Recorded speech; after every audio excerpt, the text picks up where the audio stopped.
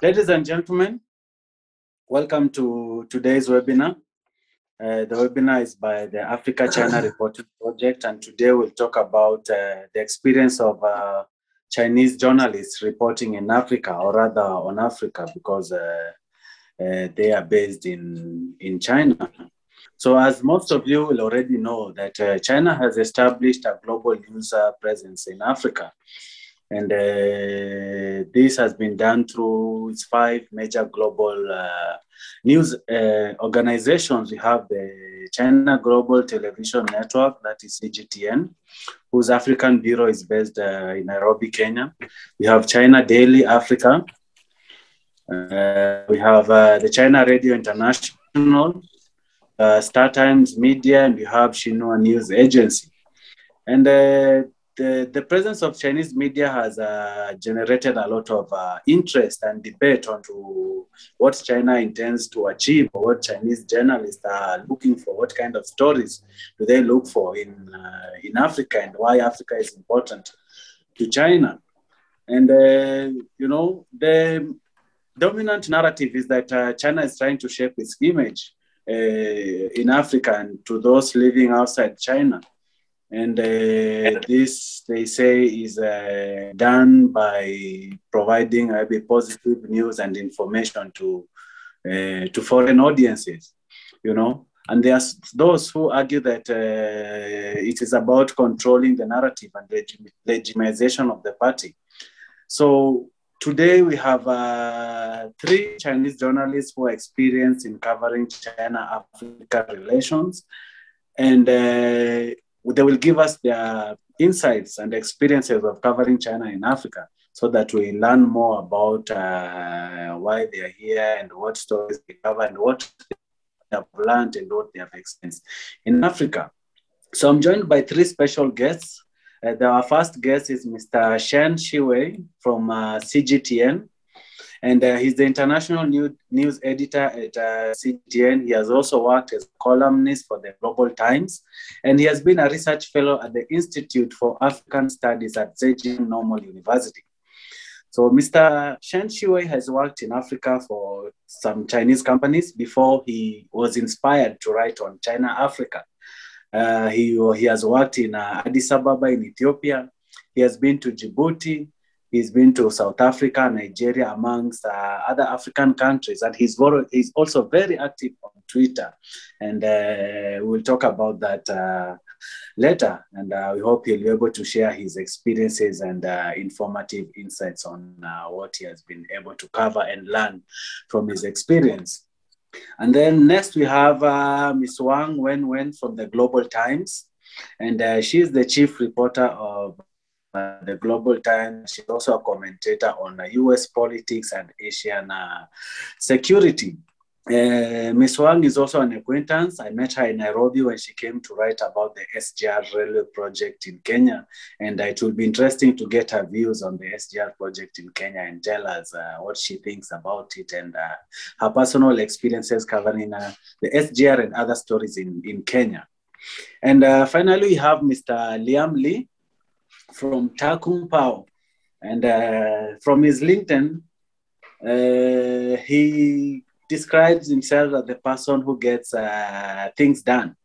So he's the chief correspondent, and he has worked there since August 2010. And he's quite experienced because he's been there for 11 years. And his work and reporting has taken him to very many countries where he has experienced the German and Japanese elections.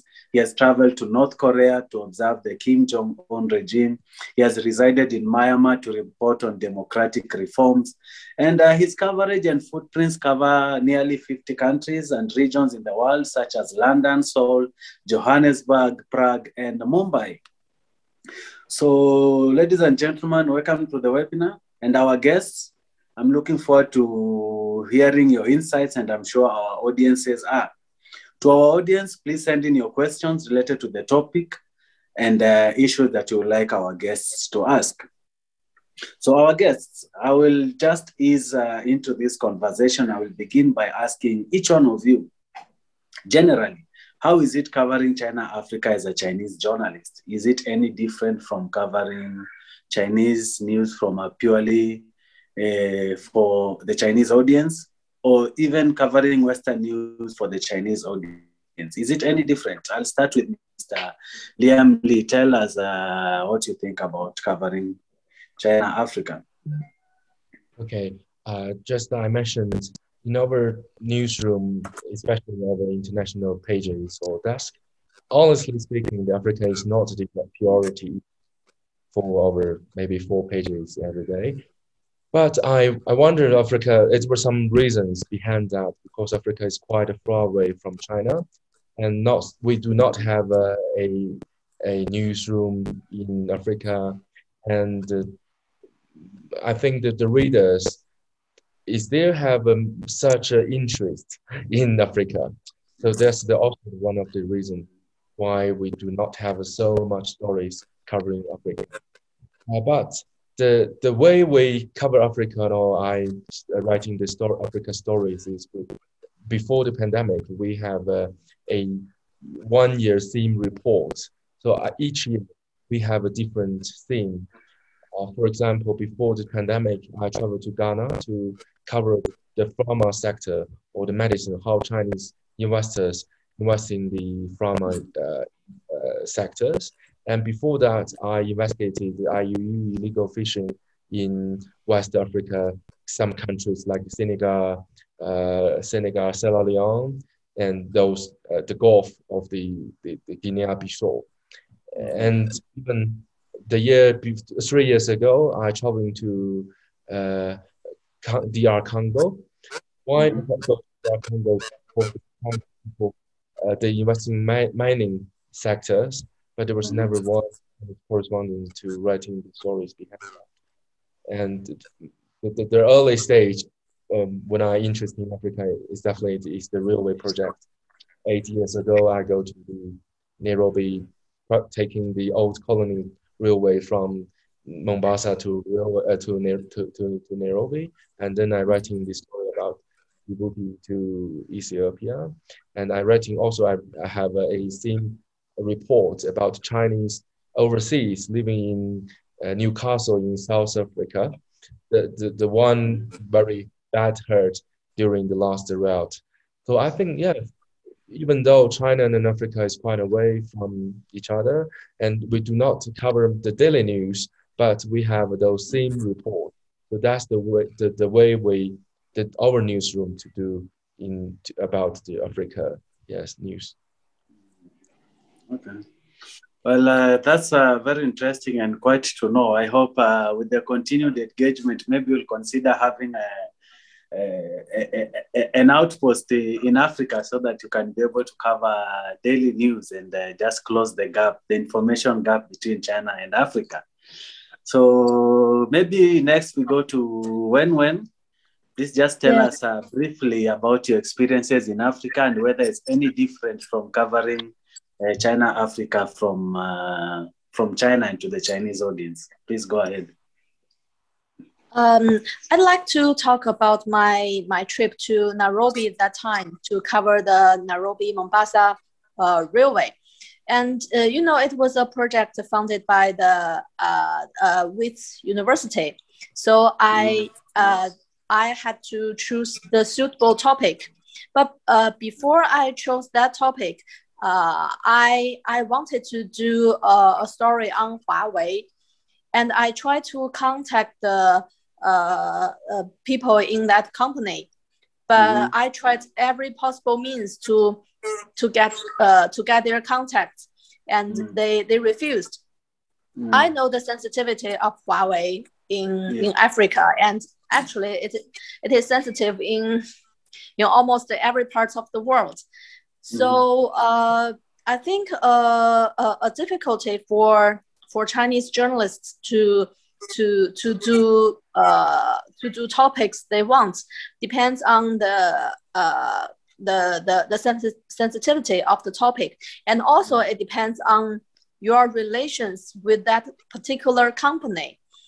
Because I think I raised the demand to interview them. It might sound abrupt to them because they didn't know me. I was not I was not a Nairobi-based journalist. Maybe even I am a Chinese, they don't trust me that much, especially it is a very sensitive topic.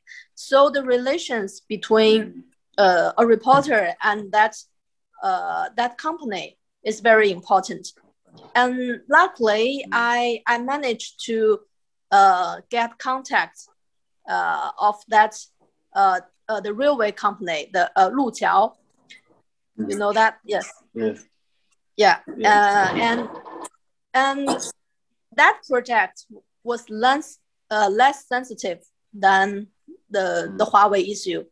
And so it didn't cost me much effort to make them agree that I could interview its people and go on the train to do in-set interviews. So when a Chinese journalist goes to an Africa country and contacts a certain company to do the reporting, another issue is how you persuaded the company that you can be trusted and your reports won't harm their reputation. Yes. And as a reporter, I also want to be objective. I don't want to write an article like a PR article which simply praise that company. I want to provide a balanced picture of what's going on in Kenya and in that host country. So I might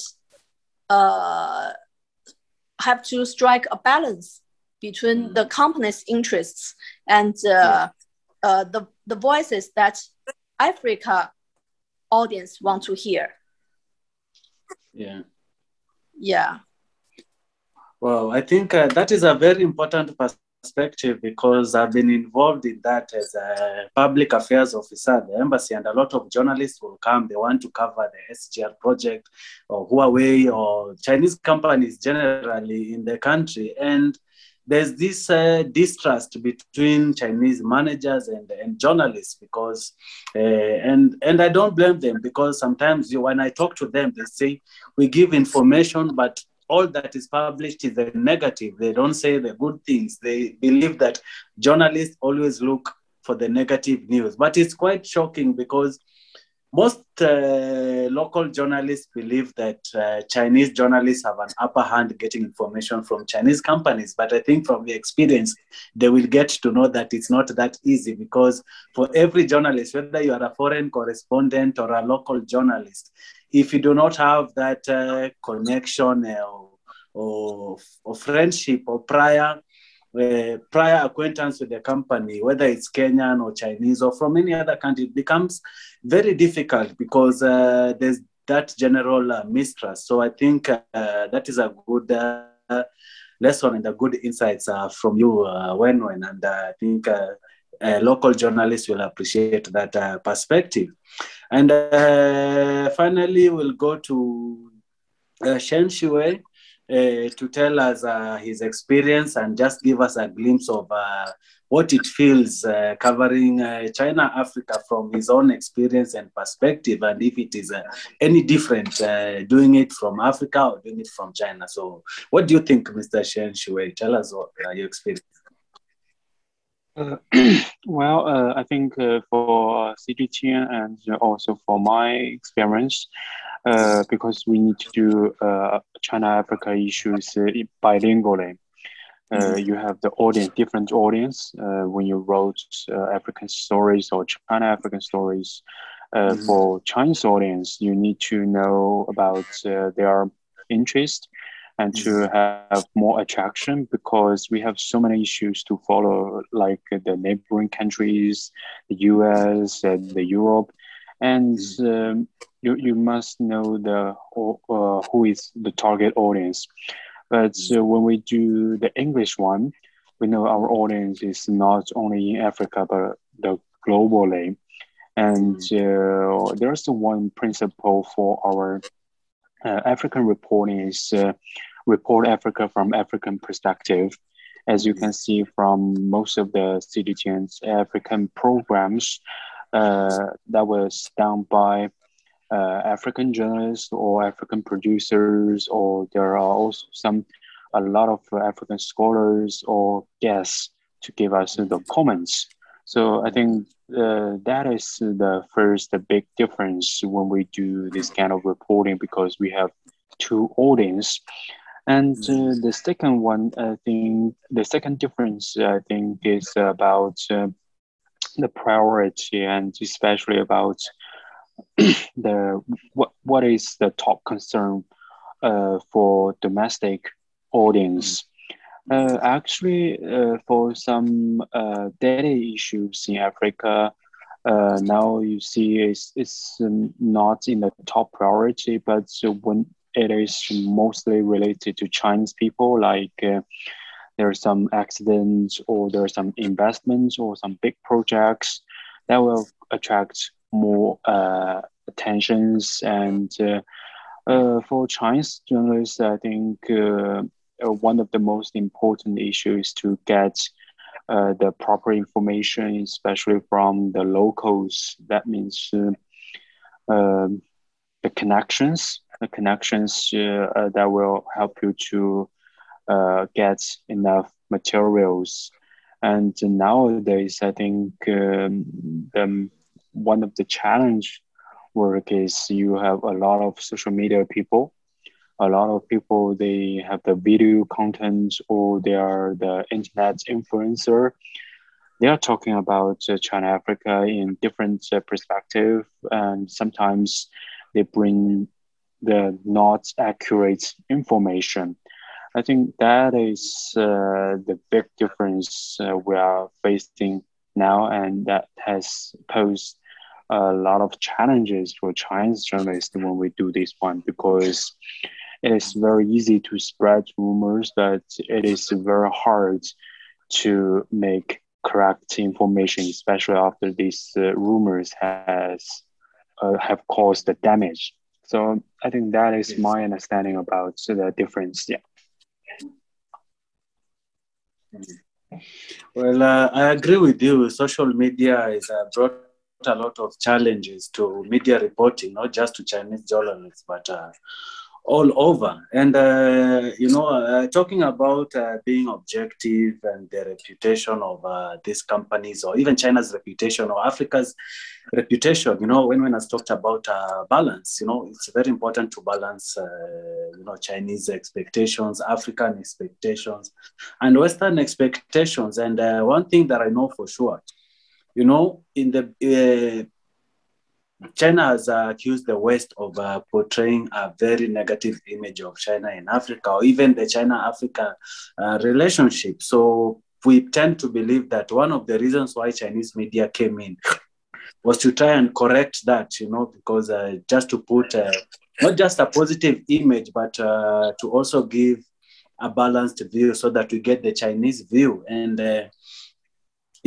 challenge is now, when you're trying to balance that, like, how do you get your stories? Like, who are your sources? Because sources determine the balance of your story. If you go to pro-Chinese sources, you'll get pro-Chinese stories. If you go to anti-Chinese sources, you'll get anti-Chinese stories. So before you embark on a story, how do you determine, like, this will be my sources and this is how I'll get my stories, putting into consideration the challenges that you get? In Kenya, we have this principle of right to comment. If you want to write about a certain company or a certain individual, you have to contact them first so that they give comment. They confirm whether what you want to write is true or false, so that you give a balanced picture. So how do you guys approach that kind of balance and objectivity in your reporting? We can start with Liam Lee, since he started this conversation. How do you approach balance, objectivity, and approaching your sources?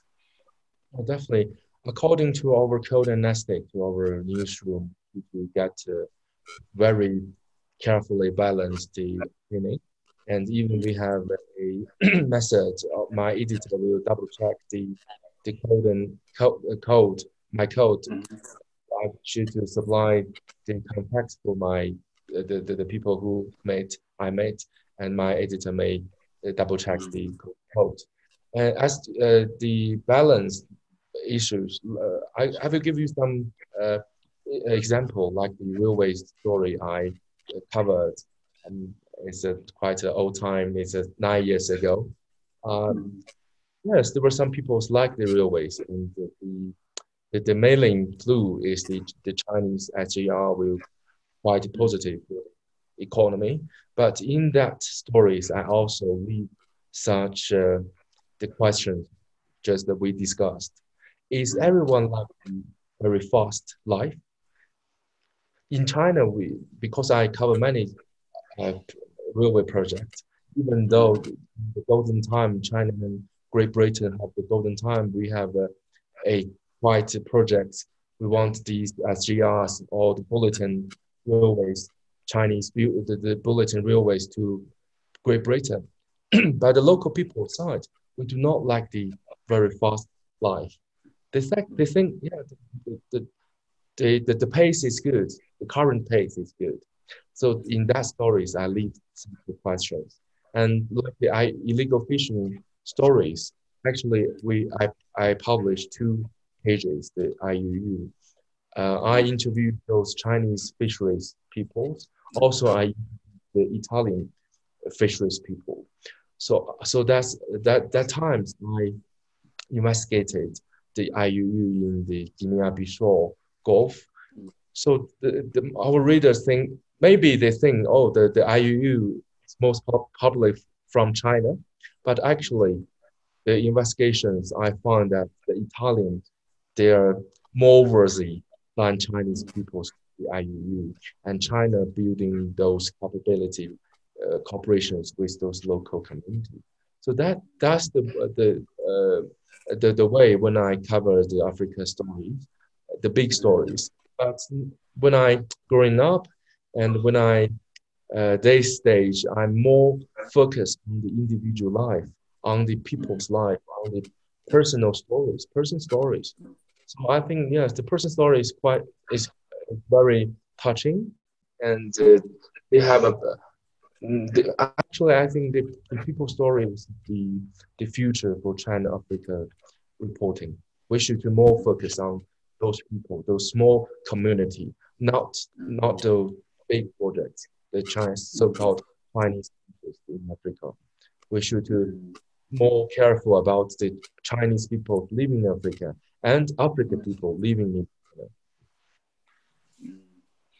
Well, I think that's a very interesting perspective because, for us, our media culture dictates that generally these stories are for the people, Sometimes the people's interest should come first. And I'm glad to hear that you have that in mind when you're covering your stories. I'm not sure everyone will agree with that. But then let's go to Wang Wenwen, and she's explained the challenges she went through. She could not be able to get interviews with the company, but then she still did the story. So how are you able to balance that story if you didn't get comment from the major party? Did you just rely on sources from the public or the Kenyan side and leave out the Japanese side? How do you manage that situation, and how do you ensure objectivity comes out without a very critical source putting in their voice into the story?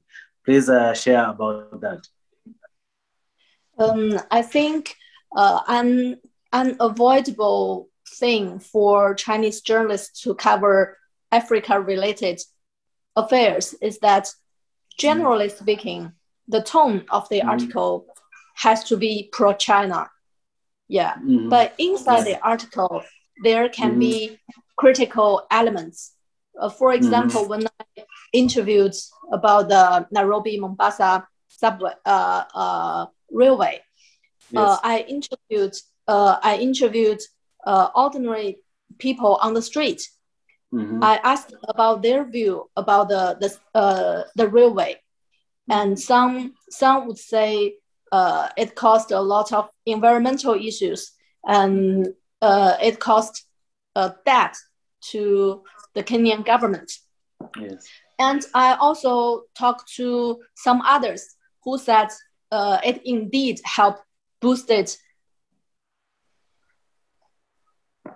It indeed helped boosted local economy. And I also went to talk to a vendor, and who make a lot of money by taking the train and imported clothes from China.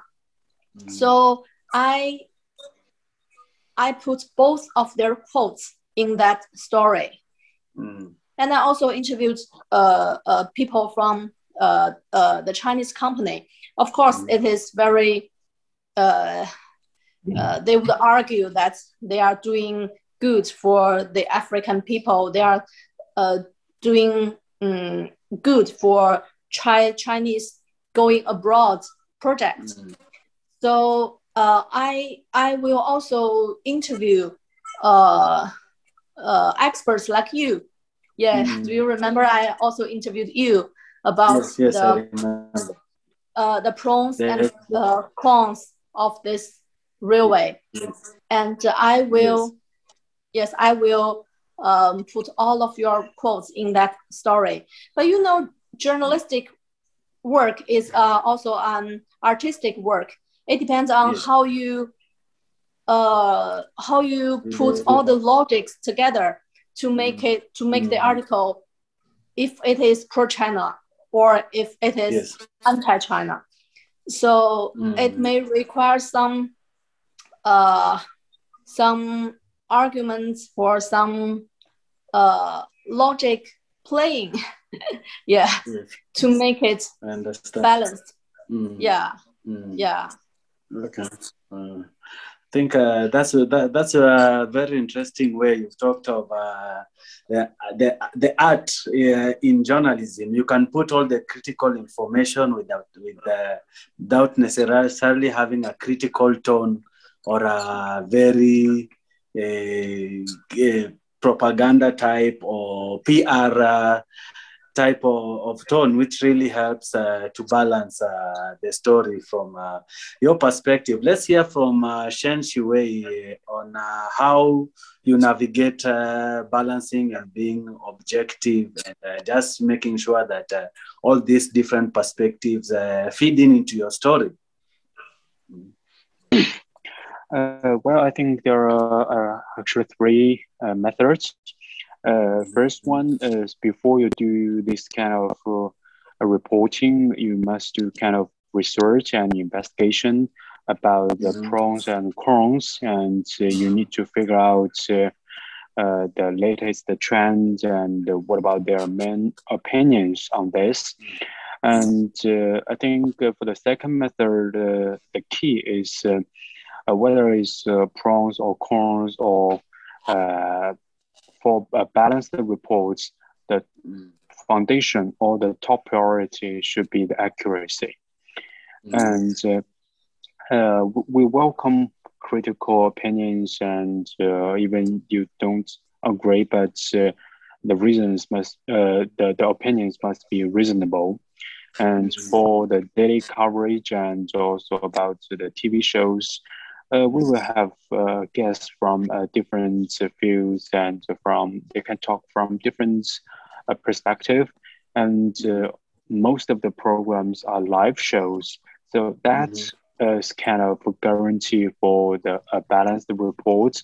But the key is still their opinions must be accuracy, and if their opinions are not accurate, there are some other guests or even the anchor will challenge them to present a more balanced view. And for the third part, I think is now during the daily reporting, we mainly have like for even for some critical opinions, we also need to tell the audience or tell the readers about their agenda, about who is behind this kind of narratives, because now we have seen a lot of narratives that are founded by different organizations or different founders. So we must to tell people who is behind these narratives to give people a more comprehensive understanding. So people will not that be easily misled or whatsoever. So based on those three methods, I think currently for like China-Africa relations and also about the narratives on China-Africa's relations, accuracy should be the top priority. Balanced reporting is very important, but it's not that essential for each coverage, because nowadays we have so many different voices. But if we put too many balanced reporting, if we put too many informations within one short article, that will not help readers to have a more in-depth understanding. I think you may get my information correctly.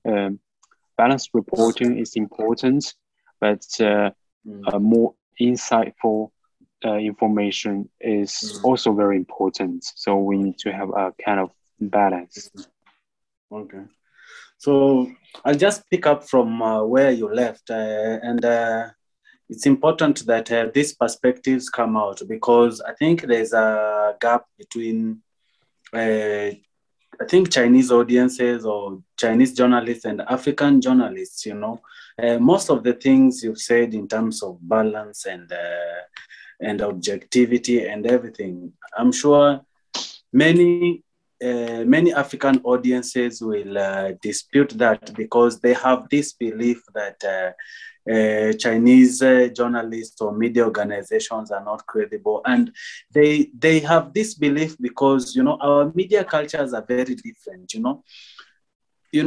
Our media culture in Africa particularly borrowed a lot from the West, where the media plays a watchdog role.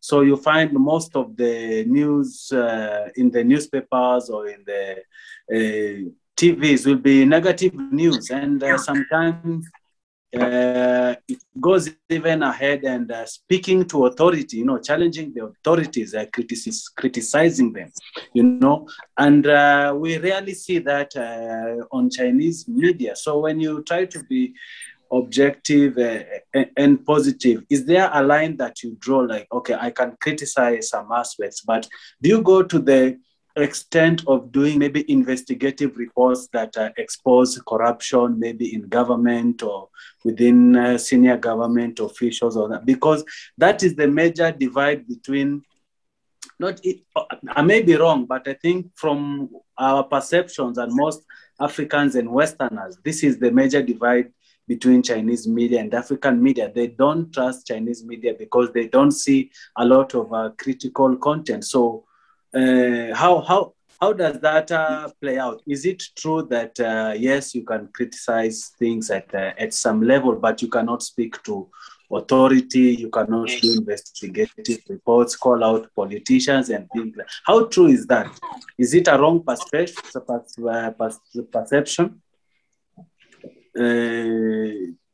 Let's start with Ms. Wang Wenwen, and then back to Liam Lee and Shiwei. Can I speak the last, because I'm charging my phone? My phone ran out of battery. Okay, let's just take it from Shen. Okay, let's take it from Shiwei Shen, because he just spoke about that kind of balance. So I want to know where the line draws, because I know every country have rules and regulations of how far the media can report and things like that. But you see, that creates a divide between our perspectives and the Western perspectives and Chinese perspectives. So do you think it is a wrong perspective? And is it true that where do you cross the line from a Chinese perspective? Regarding about reporting on the corruption and also challenge some like government officials, as you can see for recent years, the Chinese anti-corruption campaign and also about the punishment to those government officials.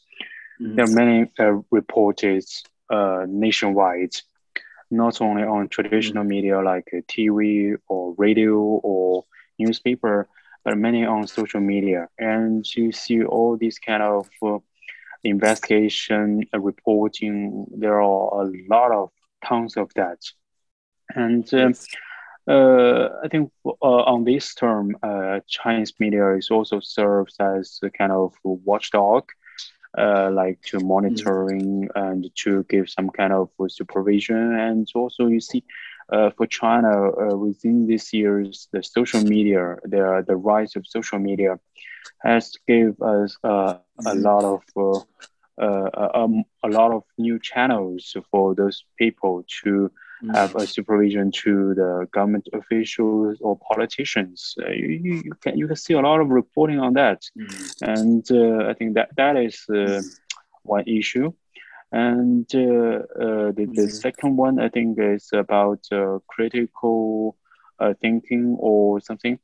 I think for the journalism, I'm not a graduate from this major, but from my understanding and also my discussion with those journalism professors, the basic difference between Chinese journalism and the Western one is China is more prefer a constructive journalism. You can challenge everything. You can give some critical opinions or whatever, but the issue is, can you give us some solutions, or can you give us some more in-depth thinking? Because it is very easy to criticize or challenge others, but what about your solution? Because there is a saying like in China, like where you sit will decides how you behave. If because for most of the reporting, it's the stance is from a journalist perspective, but maybe for that person, he's not aware of so many different issues within the bureaucracy or within the system. Maybe he is not aware of more information. So maybe what he thinks is not correct, but if we put that journalist to that position, maybe he will behave like that official. It's the same. So in China, about the journalism like Xinhua or other news agencies, critical thinking is good, but more importantly, you need to give us some solution or suggestions. So that is a kind of Chinese way of constructive reporting. So I think that is my opinion for my friends in Africa and also in other parts of the world to have an understanding about Chinese way of thinking when we do this kind of challenging or critical reporting. Okay, that's interesting. I'll go to Liam Lee. And Liam, I spent some time going through some of the stories you've done and comments, and I noticed compared to many Chinese journalists, you tend to be a bit critical. You show the good sides and the bad sides. I enjoyed your story about, was it the fish stocks that was done by Earth Journalism, you know, where you said that you described the situation in China where local seas have largely been fished out or damaged by pollution. I found that very interesting. So just give us a brief view of how you perceive this divide between critical reporting and how Africans perceive this kind of reporting. Are we wrong to judge Chinese journalists for being too positive or labeling them propaganda outlets? What do you think about this divide? I just want to 2 points. The first one is that I quite agree with you that because we were so different with the Chinese journalism market with the other countries, because in the all the was not the control is not good word, but I think actually is the managed by the CPC, the big, and that's the reason why in the overseas China, all the media outlets with propaganda, but actually if you for example the Xinhua News, we also have some more and more touching human stories from Africa. But I should agree with you that because the journalism market is quite different. So that's the first point. The second one is in China, actually there was some change also happened. If you look not the Twitter, like the public account by Tencent, Tengxun, it was a public account. Everyone can set up their own public account. And one of my friends, he's very pioneers on the financial market. It's quite like the water companies. He is one of the in the financial market. So he invests those listed companies, and they quite big influence than many other state-controlled media outlets. So I think in the China Africa or China over foreign relationship reporting area, someday maybe in the future, those journalists who experience on the international relationship, they can set up a public account and to do the same things. That there's the critical stories or the so-called negative stories. But we should be careful with that. Sorry, excuse me. In China, I think it's quite easier to critical a private-owned companies than state-owned companies. So if you look 5 years ago, there was so many stories writing by one of my friends, Wu Jianlong. He worked for Southern China Weekly, but those stories of negative point Chinese invested in Africa mostly goes to private-owned company. Even though he's very pioneer, but he cannot writing some state-owned companies, the negative. But yes, he is someone, but it's also take a big trouble to him. So he quit the journalism and he now being a very successful businessman. So I think yes, that's the future. And we also the third point, another point. Those negative or critical stories, it should have a very high lines. You should know how to read those financial forums. Yes. You want to read a story, writing a story, or investigate how Nairobi got a burden from this SGR. But you cannot be very superficial, say that, oh, there was a big burden, we cannot pay back money. You should be very experienced on the financial market. You should read the numbers. You should follow the market. Yes. That's what I want to say. Very interesting, very interesting. And Wang Wenwen, what is your opinion on this? Do you think do you think this is a bias, or we are judging Chinese journalists and media too much just because we expect them to be too critical of government and do these investigative reports like the way we do it here? Is it right? What is your opinion on this matter? I think Chinese journalists are working very hard to try to prove themselves to be objective and to be critical. I think sometimes it is a challenge for us, especially working for a Chinese media who wants to tell China's story well to the foreign audience, that we want them to hear the good side of China. But I think the journalists are are improving their ability to investigate and to offer an insightful and objective view of a certain event.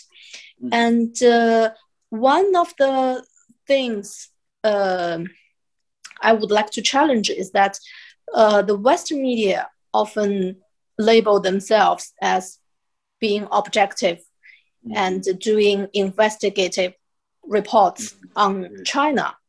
But it turns out that many of the reports often backfire, like what BBC has done on China's Xinjiang. Yes, I don't know whether you heard of that or not. Yes. In the past, we learned from Western media how they do reports, how they think critically, and how they report. But in the end, we found that they did not write in an objective way. When they report on China, the source or the quotes they use is also deliberately chosen. Yes. Yeah. So I think in the whole world, in the media circle, there is that's not a good phenomenon.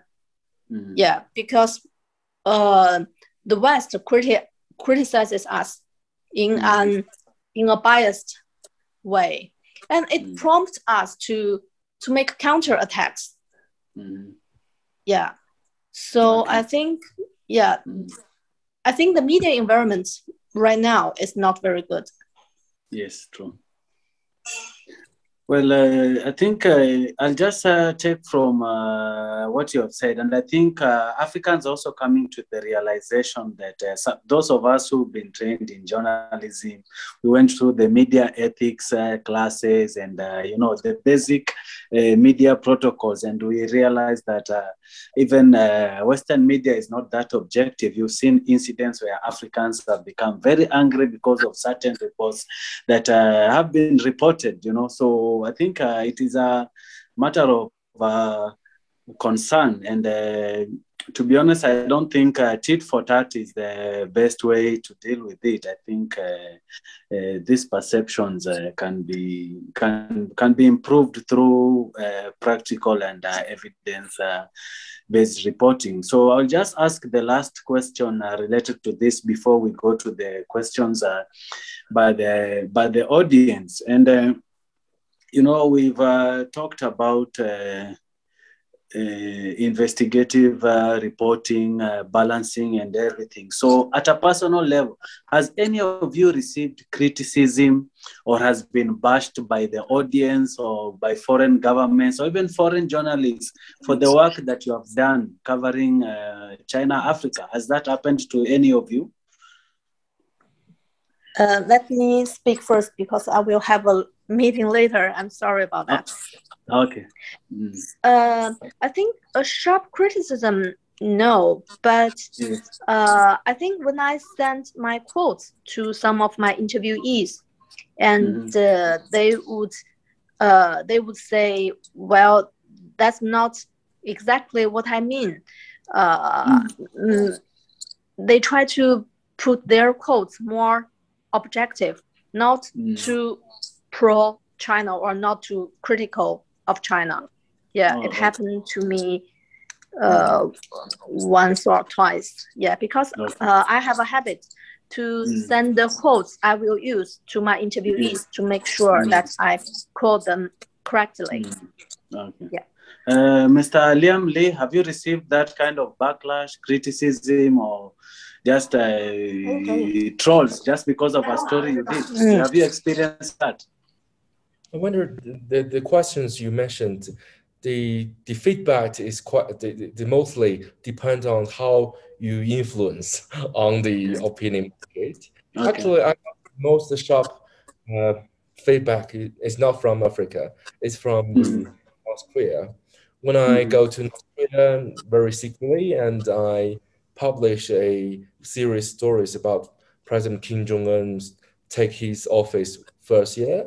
From my opinion, I describe a quite positive reform tones to North Korea. But I think nowadays I more understand the first year, his regime or his position is not so steady.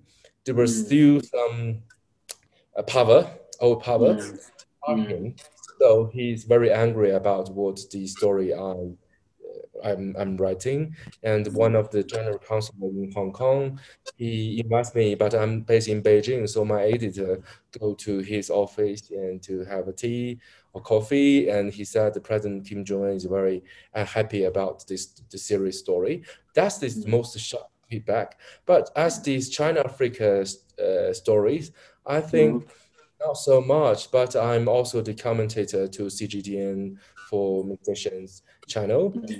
I use some message, maybe the foreign minister spokesperson cannot say, like the Zimbabwe issues, but I have a very sharp tones on that issues, all the corruptions, and maybe there were some, I met some ambassadors or some diplomats in the gala or different occasions. They will give me some feedbacks about what's my opinion. Yes. Okay, that's interesting. Shen Shiwei, you're very active on Twitter, and I've seen you've not just covered China, Africa, you also cover China, US, and with the competition and the sharper distinction between narratives. Sometimes when China says left, US says right. When China says north, the US says south. So have you received this kind of backlash or very negative bashing from maybe the audience, a foreign government, or even for journalists, just for a work that you have done covering this relationship? Actually, for the TV issue and also other reporting, I haven't received so many criticism, but the main come from the social media, like my tweets. And unfortunately, I was labeled as China State affiliate media, but I'm quite disagree on that part because I just working here, but I'm also a kind of a scholar in the university. And previously, I was working for Chinese companies. So actually, what I'm doing is just to present a Chinese view, but some criticism like they say, oh, you're from the state media and you're kind of propaganda. And previously, we discussed these issues with many scholars and many journalists that actually in China, the state-funded or state-affiliated media, it was mainly regarded as the source of some very important information, and that's kind of how to say that? It's kind of benchmark sometimes for most of the reporting because of their editorial policy and about their reporting the stores and also about their supervision for what they are doing. So, but for the criticism, I think just to have a strong heart, a very, very strong heart, because you cannot please everyone. Yes.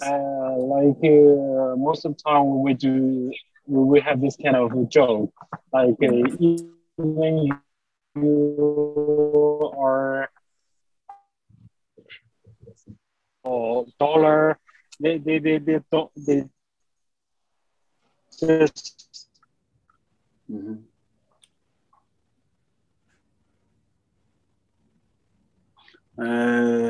we might be losing Shen Shiwei. Okay. Yeah, he's back. Yeah, I think I'm back. I'm back. Yeah, I think just to have a very strong this kind of criticism, because here's some political motivation or economic interest driven or something. and you can fight right sometimes. Mm. If it's not reasonable criticism, just leave it and have a small heart. So that is my understanding. Yeah. Oh, okay. And just to follow up on that, I'm a bit curious because you're very active on Twitter, yet you live in mainland China, where Twitter is banned. So I don't know. I know Twitter has become a very important platform for China to engage with foreign audiences, to correct misperceptions and things like that.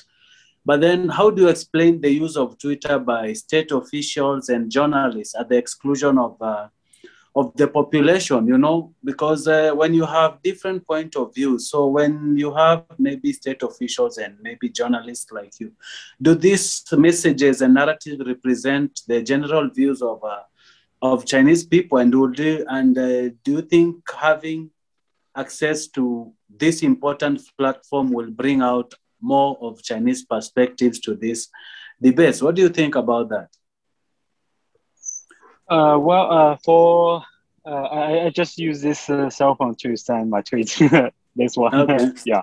Uh-huh. Yes, and I think previously I hold some similar opinion with you, like the access for the Twitter or Facebook.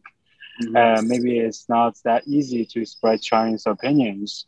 But now, currently, after several months on Twitter, I think I just quote one opinion, like it's kind of protection for not so many Chinese people on Twitter or Facebook.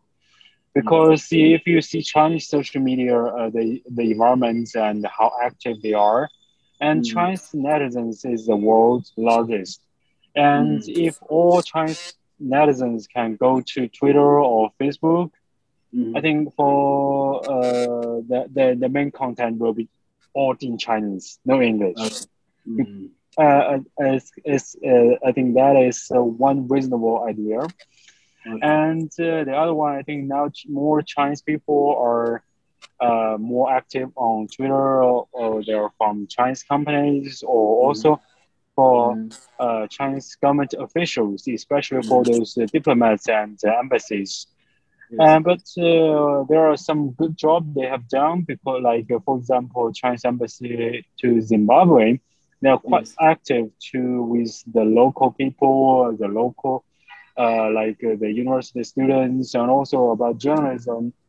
Journalists, they talk online, but there are also some diplomats. They are not that familiar about the environment and for their wording, and also about their content. They need kind of improve.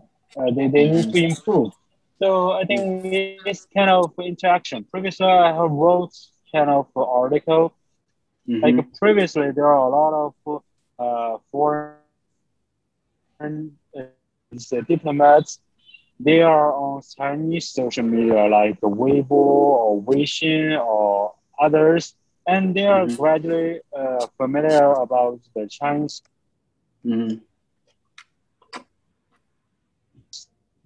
the social media environments. And now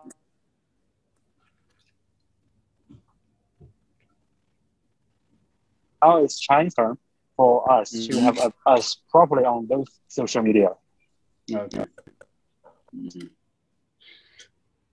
Okay, that's quite fair. So I'll go to the last question, and this question comes from the audience. And this is from Mr. Barry Van Wyk, and he's asking, how do you see the future of Africa? What, in your opinion, is the quality of Africa's journalism today, and what gaps do you see?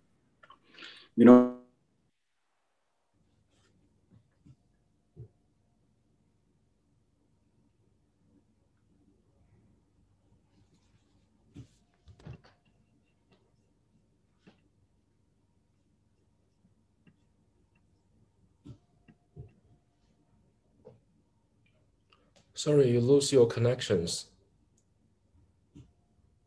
Is this question to me?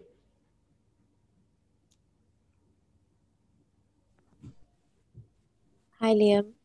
Yes, yes. Sorry, it seems Cliff is just disconnected. I'm just going to continue reading the question he was reading here. It goes, how do you see the future of Africa? What, in your opinion, is the quality of Africa's journalism today, and what gaps do you see within Africa's journalism? And how have you found interacting with ordinary Africans while conducting your field work? Okay. I'm very positive to Africa continent, and I'm for Africa totally. Even I do some investment in South Africa. The reason is quite simple. Africa is the most young continent in all of the world. If we see China, I'm now in Tibet. Tomorrow, the CPC will holding a very big anniversary to the Tibet liberation 70 years. Tibet is a very young province to China, and Africa is the most young province to all of the world. And when I travel in Africa, I found there was a quite uh, raising middle class people. They are consuming, and even though they have they pass by some some some ways. They from the for example the phones, they pass by the old phones, they go to the 5Gs very immediately. And in Ethiopia and some other nations, they're using the electronic wallet. So I think Africa definitely have a very promising future. So that's the reason. Also, that's the reason why all of the counterparts, like the European Union, they got very priority this year's issues to EU, Africa, and Japan, Africa, China. Never to say the FOCAC was coming very soon in Senegal, and America. They have quite a lot of the interest in Africa. So I think the first question, Africa is very promising and have a very good future. Yes. And second question is about the journalism, right? The China-Africa journalism. Yes. Okay. I think, yes, I just described the phenomena. The state-owned or state affiliate peoples maybe is not the main channel to China-Africa reporting. But I found very interesting, there was many people who working in Africa or they currently living in Africa, the Chinese people, they played a role like the professional journalists. They opening their own personal account in WeChat, and that's they have their own stories, and they also give us many clue about what's happening in Africa. So I think that's maybe the future. So also that's also what I want to mention. I'm more focused on people's story. If you compare with Chinese state-owned company like CGTN to BBC or CNN, BBC and CNN, they have the Africa reporting project. One is called Africa Live, one called Market Point, right? There was all people stories. Those so-called critical or negative stories, they are not published or not made by their African desk. Maybe there was another desk. There were very special report. So I think that I'm also, because I'm the very best friend with Mr. Shen, we have discussed why CGTN do not have such a project like the Africa Live. There was very vivid live about what's happening in Africa. So I think that's the future for China-Africa stories. It's the people stories. Not so many people scared about what's the big project, the dam, the so-called railways. And I think, yes, the people story is the future. Okay. Okay. Other questions? Thanks, Cliff. I Yes. just want to clarify that Liam was just answering the second part to the first question you were reading out before you got disconnected. Okay. Yes. Let me see. Do you have any other question before we wind up? Perhaps you can direct that to Shen, and then we can wrap up. Okay, so Shen, what do you think is the future of China-Africa media relationship and China's media reporting in Africa? Are there any areas that we can improve on? Any gaps that can be filled? And what will be the ideal future of this relationship when it comes to Chinese and African journalists? I think the number one is the people's story, and especially for many young people through the social media, either like from Douyin or TikTok, or from other platforms like the young generations who have a more direct link. Because like for China, not so many people have the experience to live or work or travel to Africa, and also for many African people, they're not so much familiar about China too. So I think with this kind of social media, especially now like this webinar, even there's a pandemic, we can still have a face-to-face talk to share the opinions. So I think with this kind of social media, and especially about like the video content, about the writing, especially for the people's story about their daily life, that will improve a lot, and that's also can help us to diversify the channels for both sides to have a direct understanding. And the second one, I think, is for example, for CGTN, we're more welcome to have a lot of African voices, not only report Africa from African perspective, also to present us how does African continent view others. I think that could have a lot of room for us in the future to have this kind of cooperation, like we bring more African scholars, African young generations, what about their thinking for their relation with other continents, with other countries, and how do they see each other. I think that would be more vivid, and that will help us to have a better understanding. And you see, for the international arena, when we say international arena, most of the time we just tend to the Western world. But for Asia, for Latin America, for Africa, most of the time their voice were not presented properly or loudly and not being heard properly. So I think in the future, maybe we can have more people to join in this program to more voice from those regions, and then we can have a more comprehensive international arena. Wow, I think that will mark the end of our webinar today. Personally, I've learned a lot from your insights and your perspectives, and at least we will come to consider the issues to do with balance and how you manage to bring that into your stories. And hopefully that will also shape some of our perceptions and assumptions that we've had before concerning Chinese journalists and Chinese media. And for me, the key takeaways has been your emphasis on local content, human interest stories, and the commitment to close the information gap between China and Africa, and the concept of constructive journalism, because it is also a matter of concern in Africa, because it's kind of depressing when you open the newspaper and from the first page to the last page is criticism.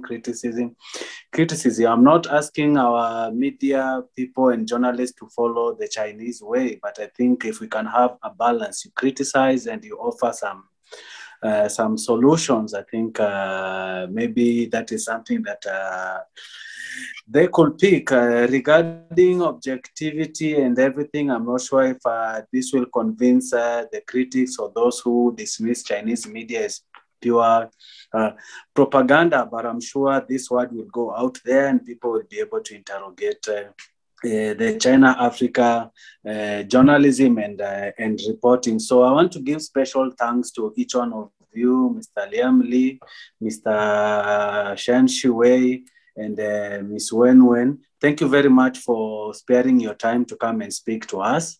And hopefully we can continue to engage with this conversation so that we have an even better China-Africa journalism experience. And we hope we can also have more African journalists going to cover China, because I realize there's a lot of ignorance. We are lucky that you guys are familiar with Africa, you've been here, so you have a bit of context, and we hope more African journalists can go to China to experience the local context and Chinese culture, and just to report on what is happening there so that this relationship can improve. So thank you very much for your time, and have a good day. And I also want to give special thanks to the Africa-China Reporting Project for facilitating this webinar. To our audience, thank you for your time, and we hope that you've learned as much as I did. So thank you very much, and this marks the end of the webinar. Bye-bye. Bye. Bye. Bye-bye. Thank you. Bye.